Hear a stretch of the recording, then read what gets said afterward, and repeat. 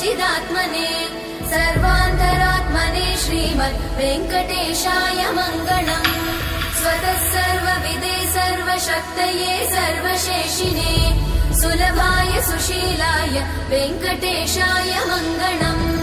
परस्मै ब्रह्मणे पूर्णकामाय परमात्मने प्रयुञ्जे परतत्त्वाय वेङ्कटेशाय मङ्गलम्।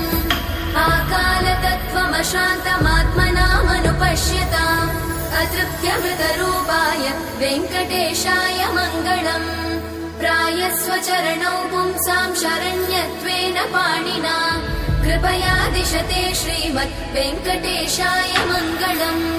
दयामृततरङ्गिण्यास्तरङ्गैरिव शीतलै अपाङ्गै सिञ्चते विश्वं वेङ्कटेशाय मङ्गलम्। स्रग्भूषाम्बर